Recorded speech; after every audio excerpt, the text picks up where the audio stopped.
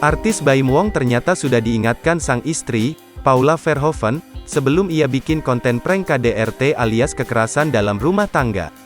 Baim Wong diketahui banjir hujatan seusai bikin konten prank KDRT bersama sang istri, Paula Verhoeven. Setelah ramai hujatan itu, Baim Wong mendatangi Polsek Kebayoran Lama, Jakarta Selatan, untuk meminta maaf terkait konten prank KDRT yang dibuatnya bersama sang istri, Paula Verhoeven. Diketahui, di tengah memanasnya isu KDRT Lesti Kejora dan Rizky Bilar, mendadak pasangan artis Baim Wong dan Paula Verhoeven malah muncul dengan konten prank terkait KDRT. Tentu saja konten itu membuat netizen geram dan membuat pasangan itu mendapat banyak hujatan. Hari ini, Senin tanggal 3 Oktober tahun 2022, Baim dan Paula pergi ke Polsek Kebayoran Lama, Jakarta Selatan untuk menjelaskan soal prank dengan laporan kekerasan dalam rumah tangga, KDRT, di kanal YouTube-nya. Berdasarkan penjelasan Baim, sang istri sudah sempat mengingatkannya sebelum membuat konten prank itu.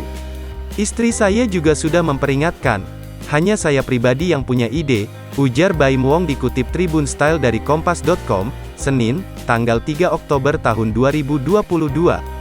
Tak dapat dipungkiri, Baim merasa sedih saat tahu sang istri, Paula ikut-ikutan dihujat karena aksinya itu. Baim dan Paula juga meminta maaf kepada pihak polisi karena sudah membuat konten prank seperti itu.